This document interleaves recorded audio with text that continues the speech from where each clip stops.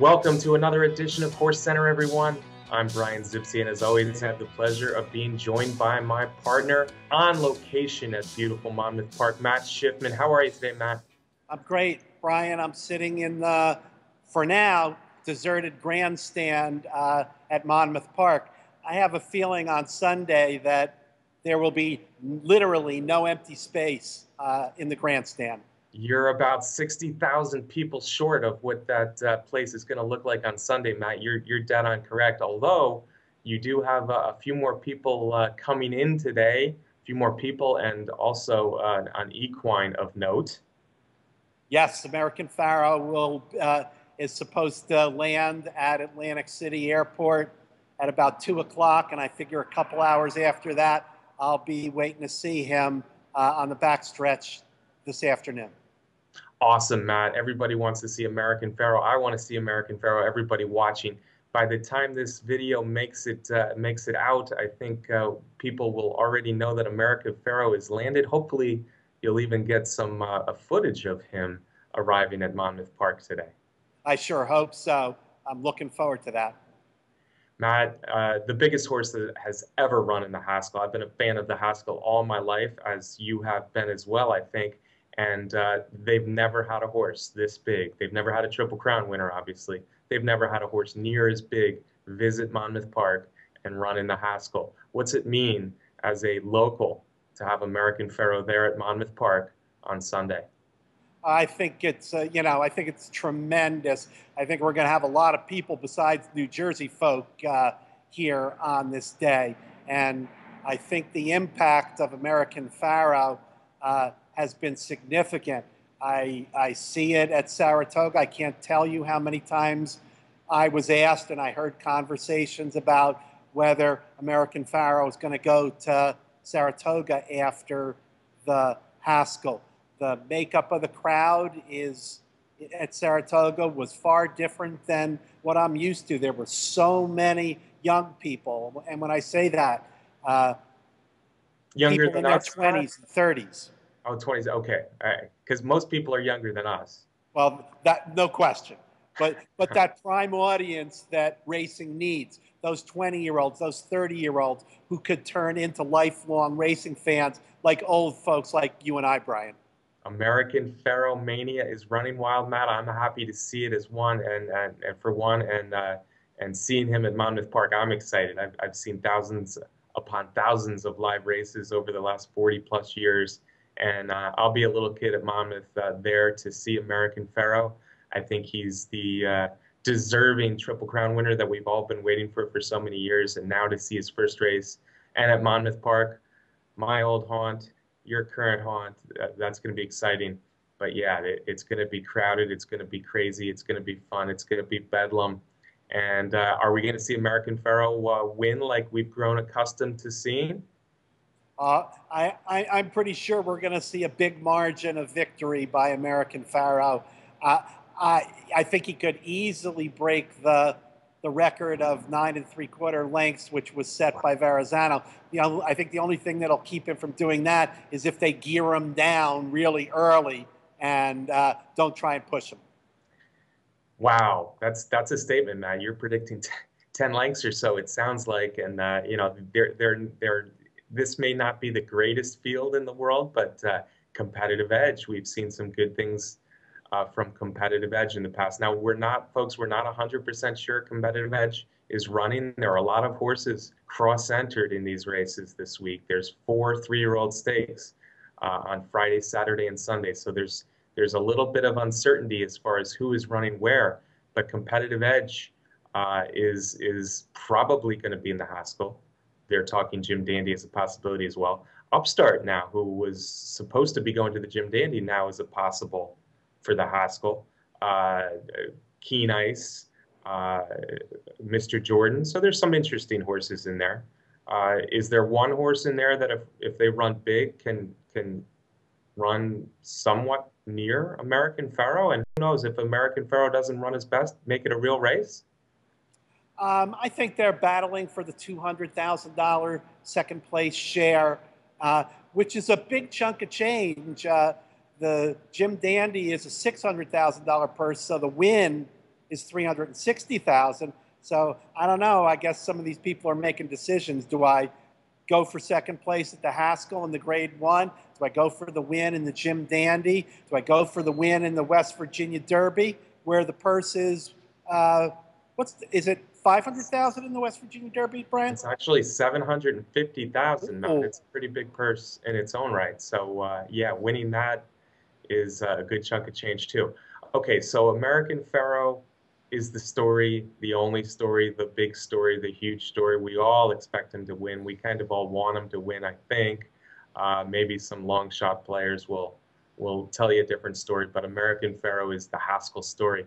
But like we said, there are three other three-year-old stakes this week, and this is a huge weekend for the division.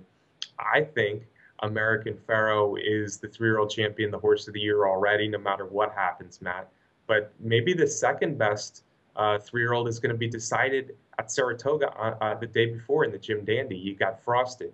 You have Texas Red, who's starting to gear up after missing most of the first half of the year. You have, I guess, Materiality we know is out now. Upstart is a possibility. Competitive Edge, maybe. Horse I'm really looking forward to and kind of excited about is Japan. Yep, we saw Japan Belmont Stakes weekend win the Easy Goer, actually over Stanford, who is considering a number of these races. And we don't want to forget Nick Zito's Fremento, who is going to be in the Jim Dandy. I think, you know, aside from getting to see American Pharoah in the Haskell, he's the best horse in the country. I think the best race, the most competitive race, is going to be the Jim Dandy. Absolutely, Matt. I'm with you there. Like I said, this might be for the second best three-year-old male in the country, and there's several candidates. I think we should start with Texas Red. He won the Breeders' Cup Juvenile last fall in impressive fashion. Big come from behind her, a strapping son of a Fleet Alex. He looked great that day. He gobbled up fast early pace and just and spit him up and chew him out, as they say in the stretch. Texas Red with one race back recently, the Dwyer. Do you think he's geared up to run big in the Jim Dandy? I'm looking for a really big run from Texas Red in the Jim Dandy, and I'll tell you right now, Brian, he's my pick in the Jim Dandy. He's your pick. Okay. Well, he's certainly got a good shot in here. I think he might need a little bit of pace, maybe more pace than he saw in the Dwyer, but he should be closer to 100% than he was when he ran a good second in the Dwyer. How do you not respect Frosted? Frosted was the horse that I kind of landed on as we were getting closer and closer to the Kentucky Derby. I was kind of switching from Dortmund to Frosted back then, trying to beat the favorite American Pharoah. How silly that looks now, I know. Actually, Dortmund ran third and just held off Frosted. Those were my two horses on my win tickets on Derby Day. But Frosted has run nothing but good races, especially since he's went through all those changes. He won the Wood Memorial in impressive fashion. And then I thought his Belmont was excellent. He was the only horse that really ever looked to threaten American Pharoah. Of course, American Pharoah ran right away from him, but Frosted was much the best in the Belmont, and I'd go as far as to say Frosted was the second best horse in the Triple Crown series. Yeah, and you know, we certainly can, and I know you mentioned Upstart earlier. If Upstart goes in the Jim Dandy, we can't forget how well he ran on the Derby Trail and what a hard-fighting, gutsy horse he is. Rick Violet is terrific about getting horses ready off of the layoff. So wherever he runs, I think Upstart's going to put out a really good showing. Good point, Matt. Yeah, Upstart is a horse we shouldn't forget. His last race, of course, he ran dead last in the Kentucky Derby, but before that, he had run nothing but good races. I'm also, I touched on it before, but I'm also very interested in Japan. This is a full brother of the Grade 1 winning turf stakes horse Al Khali. We saw him up close and personal on Belmont weekend. Just a big, tall drink of water. Looks like he's really developing into his big frame. Mott, who has been red hot, Bill Mott has been red hot at Saratoga, might have something really good in Japan. I think we're going to see the stretch call of his only stakes attempt, which was a win in the three-horse race, the Easy Goer Stakes. But Matt, he easily went by a good horse in Stanford late down the lane. He sure did. And as you mentioned, Brian, Bill Mott has come out at Saratoga blazing, and he's got his horses ready, and they're firing. So, and you're certainly going to get a good price on Japan and here, even though Bill Mott's so hot. Yeah, I hate to do this because I really do love Frosted, and I see huge potential in a Fleet Alex. I should say Texas Red. A Fleet Alex had some potential too, man. Texas Red, but I'm gonna make Japan my upset top pick in the Jim Dandy. But I hope all three run well, all three of those big names, and maybe Upstart as well, and we get a really good Travers setup. And who knows, maybe American Pharoah will join the fray at Saratoga in the Travers, which at least the door is open. Justin Zayed said something about the Travers still being a real potential target. And Bob Baffert is talking only Haskell now, but if the horse tells them that he's doing really well, he could come back a few weeks later for the Yeah, Travers. yeah, I've been hearing a lot of talk along those lines. American Pharoah has been training just unbelievably, and people have been saying that he may even be stronger now than he was on the Triple Crown Trail. And if that's the case, it might be almost impossible to go Haskell and just one more race to the Breeders' Cup Classic. They may have to change their plan and after the Haskell have two more races between the Breeders' Cup, and then that might make it a little bit more likely that we could see him in the Travers. A very interesting scenario, Matt. And of course, folks, what Matt means by that is that American Pharoah just might be jumping out of his skin. He might just have too much athletic prowess ready to explode that they simply can't keep him in the barn without getting some real exercise in him. So, as Matt said, maybe it would be the Haskell, the Travers, one other race against older horses in the fall before the Breeders' Cup. We would love to see American Pharoah. And Baffert on the national conference call yesterday said as long as he's doing great, he wants to run him. So who knows? We'll see. Matt, besides the Haskell, besides the Jim Dandy, we have the West Virginia Derby. I'll be in attendance. Before I get to the Haskell, I'll be in attendance at the West Virginia Derby on Saturday. I'm not exactly sure all the horses that are running, again, because of this cross-entered stuff with Stanford being cross-entered in a few races, Tommy Macho being cross-entered, Tecton being cross-entered.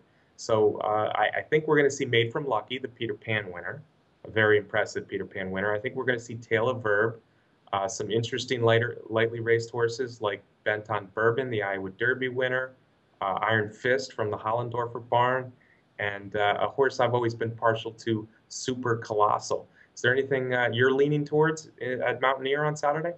I agree with you with your comment about Super Colossal. He's been a really competitive horse from the barn of Eddie Plisa.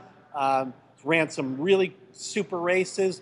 He could be a surprise horse in the West Virginia Derby. I know you love those bourbon horses, Brian Zipsey, and this one's won 3 in a row, including the Iowa Derby last time out.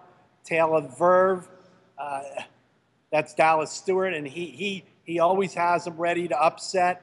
And that's going to be another interesting race. Brian, have you been to Mountaineer Park before? No, Matt, this will be my first visit to Mountaineer Park, so I'm excited to get there for the first time. They have an all stakes card. Every race is a stakes race, so that's pretty cool. Wow, what racetrack number is that for you, Brian? Live racing, thoroughbreds live racing. This will be number 51 for me, Matt. So that's not bad. But back to the West Virginia Derby, the only reason that I'm really not ready to jump on the Super Colossal bandwagon is there might be a lot of speed setting it up for horses like Tale of Verb or maybe Made from Lucky. So we'll see. Pretty good field. There's 11 entered. I think maybe 8 or 9 is more likely. I know War Story. We haven't mentioned War Story. Luch, they announced yesterday that he'll be running not in the West Virginia Derby. He's going to run in the Haskell. And then lastly, the final 3-year-old stake, I don't know why all these 3-year-old stakes have to be on the same weekend, but it is what it is. The Curlin at Saratoga on Friday. Matt Tecton, Tommy Macho, and Stanford are listed as the three clear favorites in the Curlin, but they're all cross-entered in at least one other race. So I'm not sure what we're going to see in the Curlin. Yeah, I agree. I think the Curlin now has boiled down to waiting and seeing where people decide on the cross entries. But I don't know. I have a feeling that Tommy Macho is going to be the headliner in Curlin. Yeah, if Tommy Macho is the Pletcher that runs in the Curlin, or even if him and Stanford are in the Curlin, Matt, I think Tommy Macho is an up-and-comer, and he would be my horse to beat in the Curlin. Matt, great weekend. It's American Pharoah's weekend. It's his first race since the Triple Crown. But besides American Pharoah, besides all the pageantry, the pomp and circumstance connected to American Pharoah's first race back since the Belmont Stakes win and the Triple Crown, first Triple Crown in 37 years, it's a great weekend with Frosted, with Texas Red, with my lightly raced Belmont runner that I like, Japan, Super Colossal, Stanford, Tommy Macho, Tail of Verb, Made from Lucky, Iron Fist, Bet on Bourbon. What a great weekend.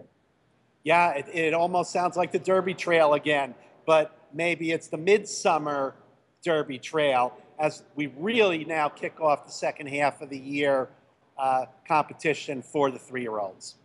How about we do this, Matt? The best 10 horses from the Haskell, Jim Dandy, West Virginia Derby, and Curlin all show up for the Travers later in the meet at Saratoga. How's that sound? That sounds pretty terrific. I think I'll be there for that. I think I will too. All right, folks, I hope you enjoyed the great weekend of racing. American Pharoah's back. He's running in the Haskell. He is more than ready from all reports. It should be fun. Don't forget about the great Jim Dandy. Thank you for watching another episode of HorseCenter with Matt and I. As always, we're brought to you by Horse Racing Nation and Derby Wars. Thank you, Matt. My pleasure, Brian. I will see you on Sunday. Thanks for watching. We'll see you next week.